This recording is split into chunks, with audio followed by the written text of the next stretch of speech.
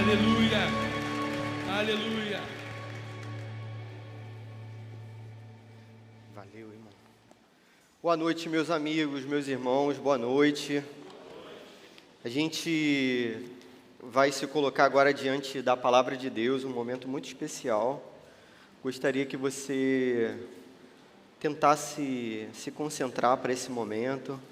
A gente vai ler um texto que foi escrito há quase 2000 anos e a gente precisa do auxílio do Espírito Santo de Deus para a gente poder entender esse texto e não somente entender, né, fazer descer da cabeça para o coração e marcar nossa vida. Então, isso é um milagre mesmo de Deus, entende? Não é coisa simples, humana. Pelo contrário, é coisa difícil, rara de acontecer. Então, a gente tem que orar para que Deus faça esse milagre, que é gravar sua palavra no nosso coração, de modo que a gente coloque essa palavra em prática. Se você quiser já ir abrindo também a sua Bíblia aí, na segunda carta aos Coríntios, capítulo 8, a gente vai ler o verso 5 somente. Segunda carta aos Coríntios 8, 5. Antes da leitura, eu vou orar com você. Vamos orar? Senhor, muito obrigado pela Tua palavra santa. A gente te agradece pela oportunidade que a gente tem aqui. E humildemente a gente pede que mais uma vez você fale aos nossos corações através dessa palavra. Nós somos pecadores, reconhecemos que somos incapazes de compreender a Sua verdade, senão pela ação do Seu Espírito Santo nos nossos corações. Permite, Senhor, que a gente possa reconhecer Sua doce voz nessa noite, enquanto nós somos desafiados, feridos e curados pelo Seu santo conselho. Peço que você faça assim comigo e com os seus filhinhos aqui, no nome precioso e santo do Seu Filho Jesus. Amém. Você pode não estar me reconhecendo porque eu estou de óculos, não é isso? Mas, por trás dessa lente tem um cara legal, tinha uma música assim. Esses dias eu fui fazer esse exame. O que acontece? Fui renovar, na verdade, minha habilitação. Então, eu percebi que eu precisava do auxílio dos óculos agora. Nada grave, assim, por exemplo, às vezes atravessava um ser na frente do meu carro, eu não sabia se era uma criança, um cachorro, alguma coisa, nada muito grave. Aí percebi que eu precisava realmente dos óculos, né? E fui fazer o tal exame. Não sei se tem oftalmologista aí, deve ter, vai ficar meio chateado comigo nesse momento. Cara, mais difícil do que fazer a prova do Enem é fazer aquele exame de troca-lente. Eu nunca consigo dizer qual é a lente melhor, essa ou essa? Aí eu fico assim, não, de novo, faz de novo. É essa ou essa? E a pessoa ainda falava com calma. Eu, poxa, posso ter uma terceira chance? Aí ela, é essa ou essa? Tudo ruim, eu achava tudo ruim, embaçado. Aí teve uma hora que eu estava com o olho aberto lá na máquina, aí a pessoa falou assim para mim, olha, agora vai soprar um vento forte no seu olho. Não fecha o olho não, para quê? Quando falou aquilo, meu olho já começou a fechar. Eu fiquei, vai vir um vento forte agora. Por que ela avisou, né? Era só jogar o vento e beleza, depois eu gritasse, reclamasse, sei lá. Poxa, mais difícil do que o exame de vista é a vida cristã. E nessa vida a gente tem que ajustar a nossa lente a todo momento para a gente enxergar as coisas como Deus enxerga. Então a gente precisa renovar a nossa visão e a gente precisa ficar muitas vezes sem piscar, mesmo que venha um vento de doutrina repentino, você deve ficar com os olhos abertos. Esse texto vai mostrar para a gente exatamente isso que Paulo tenta aconselhar para a igreja de Corinto. Então a gente vai ler essa segunda carta aos Coríntios, capítulo 8, verso 5, que diz assim, e não somente fizeram o que esperávamos, mas entregaram-se primeiramente a si mesmos ao Senhor e depois a nós pela vontade de Deus. Amém. Somente até aqui. Paulo escreve essa carta para uma igreja que ele conhece bem, não sei se você sabe, mas no capítulo 18 do livro dos Atos dos Apóstolos, a gente vai ver o momento em que Paulo plantou essa igreja. Então, Paulo passa por essa região e ele planta a igreja de Corinto e ele fica nessa igreja por volta de 1 ano e meio. Depois ele sai para plantar outras igrejas e vai recebendo notícias dessa igreja que foi plantada por ele. E aí ele escreve a primeira carta aos Coríntios, que a gente conhece como primeira carta aos Coríntios, obviamente, mas não é tão óbvio assim que nessa segunda carta deve ser, na verdade, a terceira. Quando você lê a segunda carta, você percebe que Paulo se remete aos escritos e às cartas sempre no plural. Então, muito provavelmente, tem uma segunda carta que ficou perdida, que não chegou para a gente. Pô, beleza, menos um livro da Bíblia para a gente ler, não é isso? E tem essa terceira, estou zoando, hein, galera? Tem uma terceira carta que a gente chama de segunda. Essa é a terceira carta, na verdade. Então, Paulo plantou a igreja, viu determinados problemas e escreveu uma carta. Viu outros problemas, escreveu outra carta, a gente não tem. Viu outros, escreveu a terceira carta, que a gente chama de segunda carta aos Coríntios. Houve algo interessante nessa plantação que fica marcado nessa segunda carta aos Coríntios, que é o seguinte: enquanto Paulo plantava a igreja, e cuidava da igreja, e pastoreava a igreja, e servia a igreja, esses irmãos aqui resolveram, por algum motivo, não contribuir com evangelismo e com a obra evangelística de Paulo, com o sustento de Paulo. Então, traduzindo, o pessoal não coçava o bolso para ajudar o sustento desse missionário. Então, a igreja foi plantada por Paulo. Durante a plantação da igreja, Paulo teve que trabalhar como construtor de tendas, e ele ganhava o seu sustento próprio e servia a igreja, ganhava o seu sustento e servia a igreja. Para a vergonha dessa igreja, a igreja foi plantada sem o auxílio da própria igreja. E Paulo aqui está diante de uma situação que você vai perceber muito claramente, e eu gostaria que você tivesse atenção agora. Paulo escreve essa carta junto com o seu amigo Timóteo, e ele cita um outro nome de um outro pastor que foi Tito, que pastoreou essa igreja durante algum tempo. Só que tem acontecido um problema numa segunda igreja, que é a igreja de Jerusalém. Então, olha o quadro que eu quero que você acompanhe. Existe a igreja de Jerusalém, que era uma igreja muito generosa, ofertava e passou por um avivamento, inclusive no capítulo 4 de Atos, você vai ver que as pessoas da igreja de Jerusalém, elas pegavam os seus bens, vendiam e depositavam o dinheiro aos pés dos apóstolos. Uma das pessoas que faz isso é um missionário que caminha com Paulo durante alguns anos. E Paulo passou pela igreja de Jerusalém.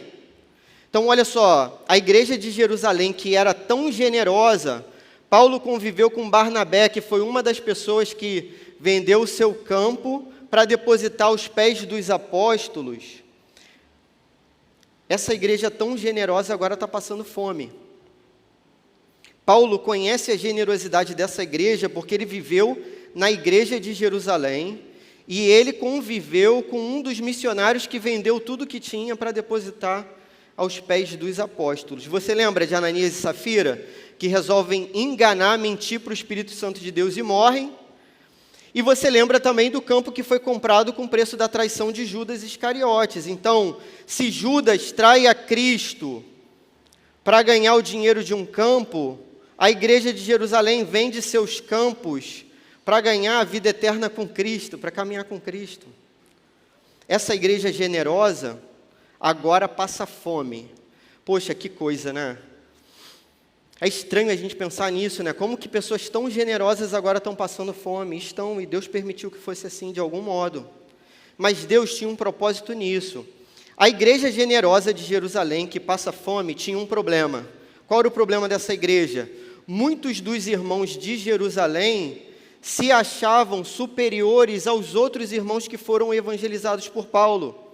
Por quê? Porque eles eram judeus de Jerusalém, muitos eram testemunhas oculares, conviveram com Jesus. Já a igreja de Corinto, que é o segundo quadro que eu quero que você veja, então, recapitulando, primeiro quadro, uma igreja generosa, passa fome, mas altiva, porque acredita que é superior aos irmãos que são chamados de gentios. Agora você tem uma igreja gentílica, uma igreja de não-judeus, só que essa igreja é avarenta, mesquinha, pão dura. Na tradução, essa galera aqui tem grana, tem posses, mas não quer dividir dentro do evangelho de Jesus Cristo. Olha, já fica para você o recado que a mensagem não é sobre dinheiro, beleza? A gente vai falar sobre a questão do coração. Paulo vai fazer o seguinte, então, para resolver 2 problemas de uma vez. E nessa genialidade, eu vejo a ação do Espírito Santo certamente. Paulo, de modo bem sábio, ele pensa assim, poxa, eu vou chamar agora e desafiar esses gentios aqui, a igreja de Corinto, que não me ajudou com o meu sustento, pessoal apegado a dinheiro, vou pedir para esse pessoal doar dinheiro para a igreja que está passando fome. Paulo pede a doação não para ele, mas para uma outra igreja. E ao passo que essa galera resolva ajudar, eles são curados do problema da entrega que eles tinham, a falta de entrega, a avareza do coração. E essa igreja que recebe doações dos gentios vai ser curada da sua altivez. Por quê? Justamente os gentios a gente se sentia superior, mas agora a gente está recebendo a oferta deles para a gente não passar mais fome. Consegue entender? De modo genial e claramente pelo Espírito Santo de Deus, Paulo resolve 2 problemas de uma vez só. E quando você focaliza na igreja de Corinto, que é a igreja dessa carta aqui principalmente, você repara que o problema deles não é dinheiro, o problema é o coração, que não tinha sido entregue verdadeiramente ao Evangelho. Então, a todo momento, Paulo vai clamar para que essa igreja se entregue completamente ao Evangelho de Jesus Cristo, viva como igreja. No final da carta, se você reparar nas recomendações finais, Paulo vai dizer isso, cara, vocês têm que viver como igreja. Vocês ainda não são igreja, vocês estão sempre divididos. Na primeira carta, havia várias divisões na igreja, no meio do culto. O culto era uma bagunça, as pessoas falavam no meio do culto, cada um levava seu lanchinho no meio do culto, cada um comia tudo, era tudo muito dividido. E agora, no final dessa carta, você vai ter os superapóstolos. Então, a igreja está sempre vivendo a dificuldade de ser de viver em comunidade naquela igreja local. O problema é que eles estão sempre divididos. E aí agora eles vão dizer para Paulo assim, olha, Paulo, a gente quer saber quais são as suas recomendações, qual o seu currículo, para a gente aceitar seu ensino. Mas foi Paulo que plantou aquela igreja. Aí Paulo vai dizer assim, cara, não tem currículo nenhum. Meu currículo sabe qual é? Eu ter sido apedrejado, eu ter sido açoitado, ter sido quase morto, ter naufragado. Isso é o meu currículo. Está aqui diante de vocês, não vai ser o diploma que eu vou apresentar para vocês. Paulo repara muito bem que o problema da igreja é que eles não sabem viver como igreja. E por isso que Paulo vai dizer nessa carta sobre jugo desigual. Porque a igreja tinha comunhão com pagãos. Não com a própria igreja, na própria igreja eles brigavam. E daí a gente vai ter a primeira lição desse texto, consideração, que é muito importante para nós, gostaria que você anotasse aí. Primeira consideração, o Senhor requer de nós uma entrega radical do que possuímos e somos. O Senhor requer de nós uma entrega radical do que possuímos e somos. A questão não é somente entregar o dinheiro, a questão que está por trás disso, que é a falta de submissão do próprio coração. Não é assim na nossa caminhada? Jesus não exige tudo de você? Como Billy Graham dizia, né? A salvação é de graça, mas o discipulado requer tudo. Jesus exige de nós não somente o nosso dinheiro, não somente a nossa opção sexual, não somente aquilo que a gente acha que é liberdade, não somente aquilo que a gente acha que a gente tem prazer, não somente a nossa ideologia política. Jesus requer tudo, o nosso coração inteiro. Sem uma visão de mundo transformada pela cruz, tudo que você tem que entregar se torna pesaroso, pesado diante daquilo que Jesus fez. Mas a nossa visão tem que ser ajustada por essas lentes novas, que são as lentes do Evangelho. Jesus já tinha avisado isso. Lembra dessas passagens? Jesus fala para algumas pessoas: deixe os mortos enterrarem seus mortos, você vem e me segue. Jesus fala para o jovem rico: quer ser perfeito? Vai, vende tudo que você tem e me segue, assim você terá um tesouro no céu. Jesus diz: não vim trazer paz, vim trazer espada. Jesus: as aves dos céus têm seus ninhos, as raposas têm seus covis, mas o Filho do Homem não tem onde reclinar a sua cabeça.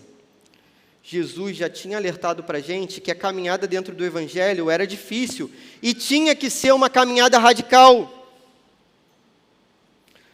Você tem que entregar tudo para Jesus. Você não canta isso aqui? Tudo que eu sou e pretendo ser, eu coloco diante de você, meu Deus, porque eu sei. Aí entra aquela parte maneira, né? Aí, João, viu?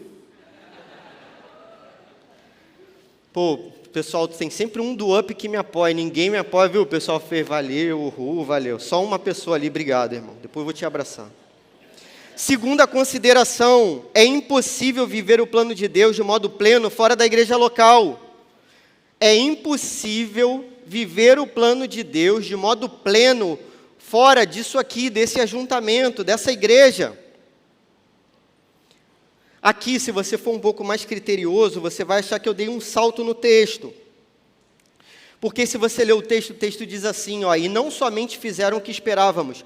O que Paulo está dizendo aqui? Paulo está dizendo que antes de recolher essas ofertas na igreja de Corinto, uma outra igreja muito pobre, que era a igreja da Macedônia, se voluntariou para ofertar. Os caras estavam passando necessidade, mas eles disseram assim: não, a gente, na nossa necessidade, na nossa pobreza, a gente vai ajudar os irmãos que estão passando fome lá em Jerusalém. A igreja da Macedônia fez isso voluntariamente. E aí ele diz assim, ó: e não somente fizeram o que esperávamos, ou seja, eles entregaram o dinheiro para ajudar os que estavam com fome da igreja, mas entregaram-se primeiramente a si mesmos ao Senhor e depois a nós pela vontade de Deus. Então, primeiro tem uma entrega a Jesus Cristo, que foi a primeira consideração, uma entrega completa e radical. Mas existe uma segunda entrega que tem que ser feita pela vontade de Deus, porque Paulo diz que essa é a vontade de Deus. E essa segunda entrega é a igreja. Você se entrega à igreja de Jesus Cristo. A aplicação assim, né, e a consideração mais direta seria o sermão da semana passada, pregado pelo pastor Felipe aqui: igreja tóxica ou bíblica. Você tem que ouvir de qualquer maneira mais de uma vez. Ouvi várias vezes já. Minha vontade era vir aqui pregar o mesmo sermão, igualzinho, pegar com o irmão ali, repetir. Mas eu achei que, né, podia parecer que eu não preparei também, né, um sermão. Mas a minha vontade era pregar igualzinho. Primeiro a gente se entrega a Cristo, mas depois a gente se entrega à igreja. E aqui a igreja, Paulo está falando que quem escreveu a carta é ele, Timóteo, Tito, assim, os líderes da igreja. Só que agora eu estou colocando como igreja local porque eu estou seguindo a interpretação de Charles Spurgeon. Spurgeon pregou um sermão nesse texto aqui em 1869, exatamente nessa passagem. Sermão 3.411, o cara pregava muito, né?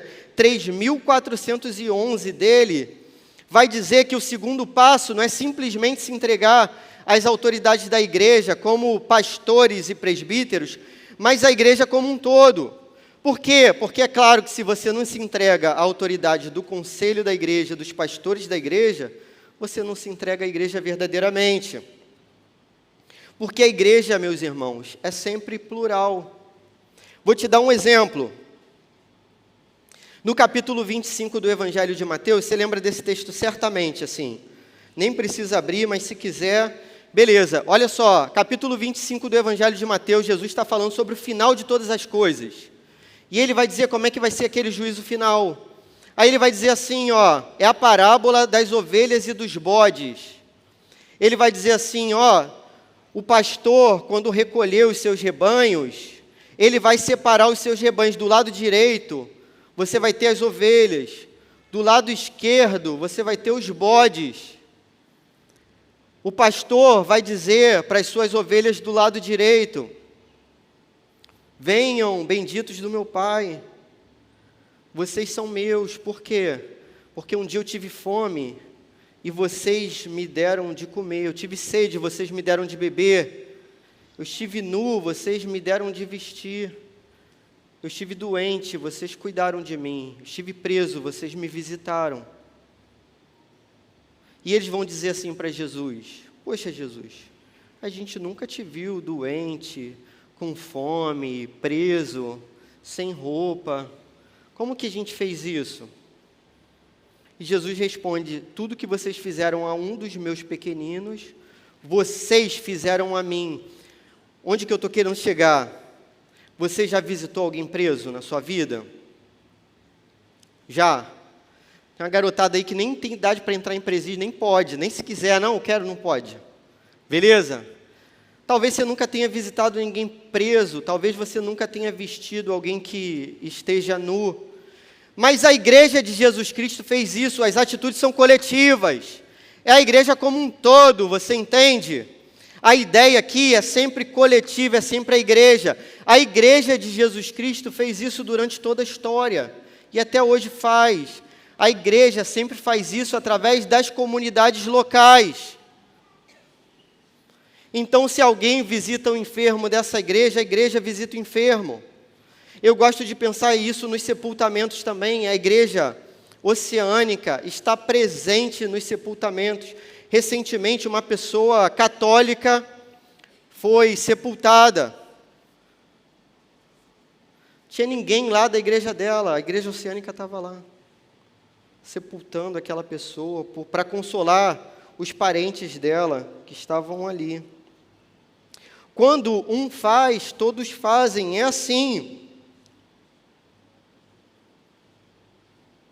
Amém? Por outro lado, o que Paulo está querendo dizer para eles assim? Olha, vocês têm que se entregar a Cristo, primeiramente, com certeza, mas vocês têm que se entregar à igreja, porque esse era o plano de Deus para a sua vida. Então, olha só, se você não entender mais nada, se você entender isso, está ótimo. Presta atenção, a obra de Jesus Cristo não é simplesmente te salvar e ponto final. Não, a obra de Jesus Cristo é muito mais do que isso. Já seria maravilhoso. A obra de Jesus Cristo é muito mais do que isso. É você ser salvo, para agora você poder se relacionar com Deus de amor, através de uma comunidade de fé, através de uma igreja local. A obra de Jesus é a seguinte: Jesus te salvou para você não viver sozinho. Jesus te salvou e salvou uma galera, não salvou só você, para vocês viverem nesse ajuntamento, nessa igreja, e participarem disso de modo pleno. Alguns que são considerados desigrejados, e eu fui por algum tempo, meus irmãos, e me envergonho disso. Teve uma época que eu me decepcionei com a minha outra igreja lá, local, por N motivos e problemas meus também, e aí eu resolvi andar sem igreja. Eu pensei assim, cara, conheço esse texto bem, estudei esse texto e tal, sei orar, sei, beleza, vou viver sozinho. A Bíblia não diz 2 ou 3 reunidos, está tudo certo. Vou viver eu aqui e não faço mais parte de igreja nenhuma e vou viver uma vida santa. Em 2 minutos de desigrejado, eu estava vivendo afundado no pecado. Essa galera sem igreja, do movimento sem igreja, usa Mateus 18 às vezes para embasar seu movimento, justamente nessa passagem que eu citei. Quando 2 ou 3 estiverem reunidos em meu nome, estarei com eles. Mas Jesus não está dizendo que aquilo ali é igreja. Em Mateus 18 mesmo, você vai se lembrar, Jesus fala em Mateus 18 sobre a disciplina eclesiástica. E aí ele vai dizer o seguinte assim para os seus discípulos: olha só, se um irmão pecar contra você, Você vai, só você e ele, conversa com ele. Pô, se você convencer o irmão, maravilha, você ganhou o seu irmão. Ele vai se arrepender. Mas se não, chame mais um ou dois, para formar 2 ou 3. Esse é o segundo passo. Se ele não se convence, o que Jesus fala? Chame quem? Chame a igreja. Porque 2 ou 3 não é igreja. Ainda não é. A igreja tem que ter mais gente. A igreja é essa assembleia. A igreja é esse grupo grande.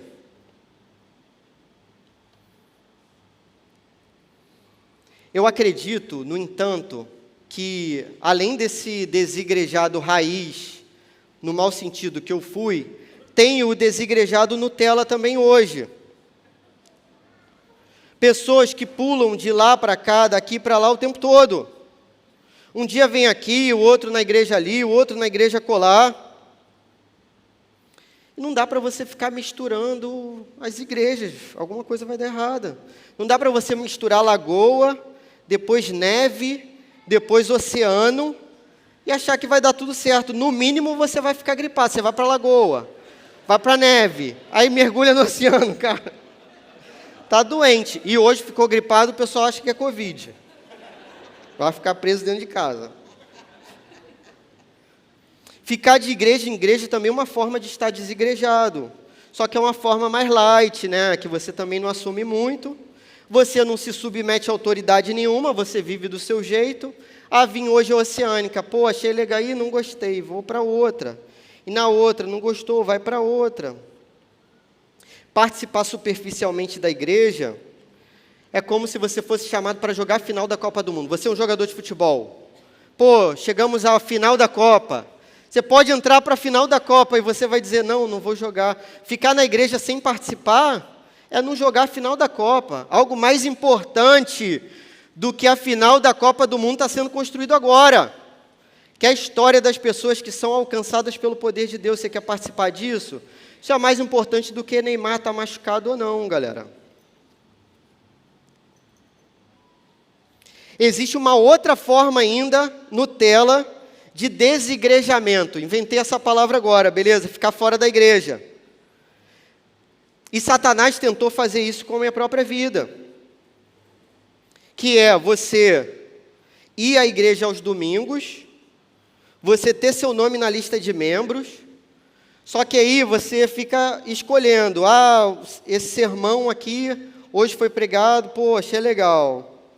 Esse outro não achei. Meu dízimo, pô, dízimo não interessa, se está dizendo 10%, vou dar quanto eu quero e vou fazer do meu jeito. Não vou entregar o dízimo para a igreja assim, não, vou dar no Oceânica Social, que eu acho mais legal. Vou à célula quando vou, às vezes não vou, mas vou quando vou. Não quero falar hoje não, poxa, vou deixar para... tudo que foi falado aí, pô. Eu concordo, tudo que foi falado está ótimo. E nada serve para a própria vida, para o próprio coração. Final de semana de treinamento, vai ter semana que vem. Final de semana... De jeito nenhum. Como diz Spurgeon, nesse mesmo sermão, palavras de Spurgeon, qualquer hipócrita pode agir desse jeito. Isso é sinal de joio e não de trigo. Qualquer hipócrita faz isso. Spurgeon diz isso. Qualquer hipócrita vai à igreja aos domingos, qualquer hipócrita entrega o dízimo do seu jeitinho, escolhe o sermão que quer ouvir ou não, qualquer um faz isso. Isso é sinal de que a gente às vezes está sendo um desigrejado. Você só não sabe ou não está querendo assumir publicamente. Irmão, rejeite o engano de Satanás para a sua vida. Rejeite isso, irmão. Amém? Amém. Por outro lado, a igreja local, ela vai proporcionar para você o modo que Jesus Cristo quis que você fosse tratado. Vou dar um exemplo para você. Às vezes o outro consegue reparar algo na nossa vida que a gente não enxerga. Há um tempo atrás, no ano passado, dia 12 de abril, eu dei uma facada na minha própria mão, sem querer, obviamente. Mas aí eu estava manipulando um objeto lá, fui querer perfurar o objeto e machuquei minha mão, seriamente. Aí fui para o hospital, tal, aí teve aquilo tudo, fui operar, não sei o quê. Aí depois teve um dia que eu estava no meio de todo mundo ferido lá, e eu no meio da galera, e aí um cara sentou do meu lado e perguntou assim, um cara todo arrebentado também. Aí o cara perguntou assim para mim, e aí, o que aconteceu com a sua mão? Aí eu falei para ele assim, bom, então, eu fui perfurar um objeto, e aí a faca escapuliu e tal. Aí ele falou, ninguém faz isso, ninguém perfura o objeto assim. Sabe como é que você perfura? Você esquenta um negócio de ferro e você vai lá e fura. Todo mundo sabe disso, isso é burrice.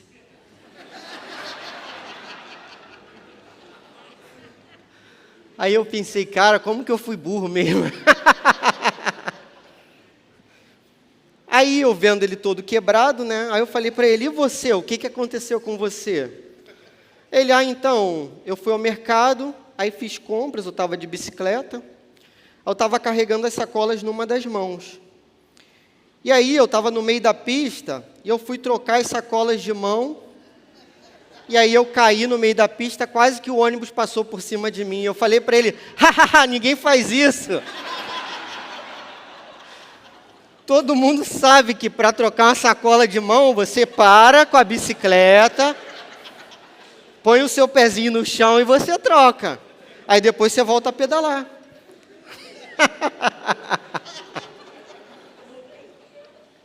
Só não tive coragem de chamar ele de burro.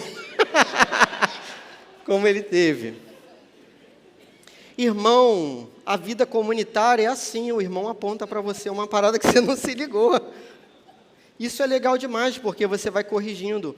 Uma vez eu estava me preparando aqui para pregar, aí um irmão veio até mim e falou assim, poxa, Clóvis, então, tem uma coisa para te dizer. E eu tentando me concentrar ali, cara, mas um irmão maravilhoso, amoroso, já me deu presente, pessoa que eu amo. Aí o irmão falou assim para mim, Clóvis, eu nunca gostei do jeito que você prega. Olhei para a cara do irmão assim, poxa, obrigado, né? Eu estou me preparando aqui para isso. Mas aí logo na sequência, os olhos dele se encheram de lágrimas e ele falou para mim, cara, mas agora, sempre que você prega, cara, eu vejo que Deus está falando com a igreja e toca no meu coração e tal. Poxa, olha que legal. E aí, assim, ele teve a perspectiva dele mudada, e eu tive a minha também, porque ele fez uma observação sobre o modo como eu pregava, e eu achei pertinente aquilo que ele disse. Essa é a vida em comunidade, essa maravilha, irmãos. Um ajuda o outro. Aplicações. Entregue-se primeiramente a Cristo. Entregue-se primeiramente a Cristo. Ele tem sempre a primazia. Você não deve participar dos sacramentos da igreja, do batismo, da Santa Ceia, se você não tiver entregado ainda o seu coração a Jesus Cristo completamente. Não passe pelo batismo sem entregar seu coração a Jesus. Ele é o único, somente Cristo. Não participe da ceia sem entregar seu coração a Jesus. Não sirva aqui na igreja sem entregar o seu coração a Jesus. Por quê? Porque isso é falsa religião, é legalismo, é ativismo, é condenação, é maldição, é idolatria. Corra para Cristo. Ele é o único que pode salvar, corra para Ele. Nunca é tarde demais para correr para Cristo, irmãos. Corra, grite por Ele agora, clame por Ele agora, pelo Redentor, pelo seu sangue, pela sua cruz, corra para os seus braços abertos, e Ele será o seu maior tesouro. Jesus é o Cristo, Jesus é o ungido, o Filho do Deus vivo, Ele é o amado das nossas almas, aquele de quem ouvimos a doce voz e reconhecemos. Ele é aquele que dá a vida pelos seus amigos. Jesus é profeta e profecia. Jesus é sacerdote e rei, é altar e sacrifício. Aquele que foi o menor e hoje é o maior. Ele está à direita do Deus Pai Todo-Poderoso, de onde há de vir e julgar vivos e mortos. Ele é o cumprimento de toda a lei, a palavra está consumada, vem dos seus lábios, e só poderia vir dos seus lábios. Jesus venceu a morte ao terceiro dia, Ele é aquele que ressuscitou, todo pecado foi perdoado por Jesus Cristo na cruz, daqueles que foram tocados pelo Espírito Santo de Deus, aleluia. Mas Jesus planejou isso, depois que você se entrega a Ele, você se entrega à igreja, que é a segunda aplicação. Entregue-se também à sua igreja. Como que você aplica isso à própria vida? Toda pregação que você ouvir aqui na igreja, pense que a pregação é contra você mesmo. Ah, será que está falando de mim? Com certeza está. Não pense que o sermão é para o outro que não veio. Às vezes eu entrava em crise assim, pô, fulano tinha que estar aqui, tipo assim, não tem nada a ver comigo. Não, o sermão é para mim. Outra forma de você aplicar isso à sua vida, lute contra a timidez, contra a reserva, contra a soberba, contra a preguiça, contra a autopreservação. Esteja pronto para servir onde precisa de trabalhadores.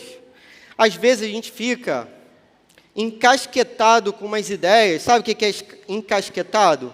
Galera novinha aí sabe o que é? Tipo cismado assim, insistindo com umas ideias que a gente só pode servir do nosso jeitinho. Se for de outro jeito, a gente não serve. E aí a pessoa pensa assim, eu vim de outra igreja, eu cantava na outra igreja. Aí agora eu quero entrar para o louvor da Oceânica para cantar. Entrar na fila, meu amigo, cheguei primeiro que você. Estou esperando isso há 10 anos. Toda hora eu dou uma palhinha aqui e nada. Eu quero tocar bateria, teclado, guitarra. Bonitão. Também quero. A única chance que você tem, agora é uma palavra de sabedoria para você, a única chance que você tem com esse instrumento ali, chamado baixo. É um instrumento tão ruim que todo mundo é contra, contrabaixo. Nada contra o Marquito aí, eu toco contrabaixo também, toco mal. Meu instrumento é esse, sem ser contrabaixo. De repente, Deus espera que você sirva aqui de outro modo. Eu sei que parece brincadeira, né? E mas tem uma parte séria aqui que é a seguinte. Às vezes a gente anula a nossa participação aqui na igreja por causa dessas ideias fixas que a gente tem. Eu só posso servir se for no ministério tal, só posso servir se for ali. Uma vez um jovenzinho, né, estava conversando comigo, falando isso, eu tenho vontade de cantar, cara, mas... Aí eu falei, cara, você está servindo em algum... eu estou servindo em tal ministério. Que bênção. Invista nesse ministério, a porta está aberta ali, Deus quer que você sirva ali. E eu lembrei do exemplo de Davi. Davi, no momento da vida dele, ele foi pastor de ovelhas. E beleza, ele serviu a Deus de todo o coração. Aí teve uma hora que ele foi chamado para ser músico do rei Saul, e ele foi músico de todo o coração. Aí teve uma hora que ele foi chamado para ser guerreiro, e ele foi um guerreiro de todo o coração. Aí depois foi chamado para ser rei. Não significa que antes foi assim que vai ser. Não significa, irmãos. Faça aquilo que você perceba que você é útil na igreja, que serve para o reino da maneira que for. Na outra igreja eu trabalhava no Ministério X, tinha retiro, tinha encontro, sei lá o que, eu tenho que fazer tudo igualzinho. Talvez não seja assim, irmão, mas seja útil onde der, como for, faça a vontade de Deus. Abra o coração, outra prática, abra o coração na célula, nos discipulados, de verdade, seja verdadeiro. Eu discipulei um cara, aqui há muitos anos, e sempre que eu perguntava para ele assim, um discipulado, e aí, cara, como é que está isso, aquilo, e estava tudo certo, tudo bonito, tudo perfeito. Hoje, esse cara vive em comunhão homoafetiva com outro cara. Só que lá atrás ele não dizia nada disso, não queria tratar essa questão, não queria se aconselhar, não era verdadeiro. Quando eu soube o que estava acontecendo, fiquei muito triste. Mas aí Deus sempre me lembra daquela passagem de Samuel, que Samuel vai se queixar com Deus, diz assim, Deus, eles me rejeitaram como profeta, estão pedindo um rei. Aí Deus fala, não, Samuel, não foi você que eles rejeitaram, não. Eles me rejeitaram como rei. E estão pedindo um rei para eles. Não se esconda nos discipulados, nas células. Não se esconda, meu irmão. Isso vai fazer bem para você. Vai tratar o seu coração. Recentemente, um jovenzinho aqui da igreja procurou um jornal progressista e difamou a igreja nesse jornal. Era uma pessoa, assim, relativamente desconhecida para a gente. Por quê? A pessoa não abre o coração, a pessoa não vem conversar. Permita-se ser moldado pelo caráter de Jesus Cristo. Aproveitando a metáfora da oceânica, mergulhe nas profundezas desse oceano. Participe das reuniões de oração. Se você não pode vir, comece a orar. Durante muito tempo eu não podia vir. Eu trabalhava, dava aula quinta-feira à noite. Justamente no horário da reunião de oração eu não podia participar. Ore para Deus permitir que você possa participar da reunião de oração. Como Spurgeon vai dizer nesse mesmo sermão, você não vai encontrar os hipócritas na reunião de oração. Você não encontra. Galera de joelhos aí, de olhos fechados, orando. Porque Deus trata o nosso coração enquanto a gente ora. Ex-hipócrita a gente vai achar, porque é a nossa vida, é assim. É o Clóvis. Mas a partir do momento que a gente ora, a gente é tratado. Respeite seu líder. De célula, aquela pessoa que te discipula, seus pastores. Aplique a pregação ao seu próprio coração. Pô, na célula, não fica citando pregação de outro pregador, não. O outro pregador pregou para a igreja dele, no contexto dele, às vezes não tem nada a ver com o que a gente está falando. A célula é para a gente tratar o nosso coração pelo direcionamento que Deus dá à nossa igreja através desse púlpito. Você tem orado pela pregação da palavra aqui no púlpito? Tem orado por isso? Tem que orar. Ore de forma humilde, reconhecendo-se pequeno. Não queira ser o último a falar, orar o mais importante, aquele que dá a última palavra. Não, irmão. Não se ache mais espiritual do que as pessoas que lideram você. Isso não pode acontecer. Ah, meu líder de célula, sou muito mais espiritual que ele, sei muito mais. Cara, com certeza você não sabe nada, porque não aprendeu o básico. Jesus diz que o menor que é o maior. Você está na lógica totalmente anticristã. Vista a camisa da oceânica. Sujeite-se ao pastoreio da oceânica. Eu lembro que quando eu cheguei aqui, eu desigrejado, Satanás falou isso para mim. Olha, Clóvis, pô, você sabe esse texto aí, na língua que foi escrito, você interpreta melhor do que eles, você é maior do que eles. Você vê que Satanás é mentiroso, tudo bem que eu sou alto, você repara. Muito mais que Filipinho. Mas se eu ficar do lado de Jonatas, Marcão, Henrique, Daniel, eu não sou tão alto assim. E Satanás falou, você é maior do que eles. Estou zoando, Filipinho, não sou não. Eu acho que eu sou 1 centímetro mais baixo que você. Depois a gente confere aí. Vista a camisa da oceânica, vá ao retiro, aos retiros, às vigílias. Se você fala mal da sua igreja local, que é a igreja oceânica, você fala mal de você mesmo e está ofendendo a Jesus Cristo. Eu já tive conversas com pessoas que iam sair da igreja. Isso é honroso, pelo menos a pessoa procurar a gente para dizer, né, comunicar que vai sair. Na sexta-feira eu tive uma conversa dessas. Você pode sair numa boa, com as bênçãos de Deus sobre a sua vida e com as bênçãos sobre a sua nova liderança. Eu sempre digo para a pessoa assim, olha, para onde você for, mergulhe naquela igreja, crie raízes naquela igreja, vista a camisa daquela comunidade, seja bênção, seja humilde, respeite seus líderes. Assim você vai dar frutos. Mas se você quer saber a minha opinião de verdade, e eu sempre digo isso, olha, na outra igreja eu não sei, não conheço, não posso opinar. Pode haver gente melhor do que a galera aqui da Oceânica, eu não conheço. Eu conheço os crentes daqui. Eu conheço os pastores daqui, conheço o conselho daqui. Aqui tem crente de verdade. Se você fosse meu filho, eu falaria para você ficar. Geralmente adolescente, né? Falaria para você ficar. Eu não conheço igreja melhor do que a Igreja Oceânica, não, irmãos. Aqui não tem 2 dedos de teologia, aqui tem a teologia completa. Os melhores dessa terra, sem brincadeira, as pessoas mais santas que eu conheci na minha vida são as pessoas dessa igreja aqui oceânica.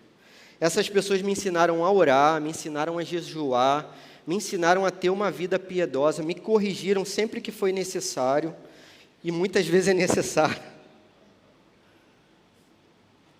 Paulo diz na primeira carta que aquela igreja deveria ser imitadora dele. Eu digo a mesma coisa para vocês, imitem seus pastores, porque seus pastores imitam a Cristo. É claro que Cristo tem a primazia no nosso coração, porém, só é possível viver a profundidade e a plenitude do amor de Cristo no cotidiano da igreja local. E se você é da igreja oceânica, na igreja oceânica. Se você é de outra igreja e está visitando a gente hoje, viva assim lá na sua igreja. A boa notícia é esse pacote completo. Somos salvos por Cristo para a vida na comunidade local. Se com Cristo morremos, podemos viver juntos finalmente. Só é possível isso dar certo, galera, não explodir com Cristo aqui. Com Cristo, o juntos é possível. Com Cristo, os juntos somos melhores. É possível também, com Cristo. Você ama Cristo? Ame a sua igreja. Você ama Cristo e a da Oceânica? Ame a igreja oceânica. Conheça a igreja oceânica. Faça a sua inscrição hoje mesmo nesse módulo aí, Conexão com o Pastor Henrique. Um módulo para você conhecer, amadurecer, embasar a sua decisão de caminhar com a gente e amar essa igreja aqui, vestir essa camisa. A beleza da boa notícia é que você não está sozinho. Somos uma igreja, uma reunião, uma assembleia, um ajuntamento de pessoas. Nós não somos nobres, não somos honrados pela nossa própria honra, somos mendigos ajudando outros mendigos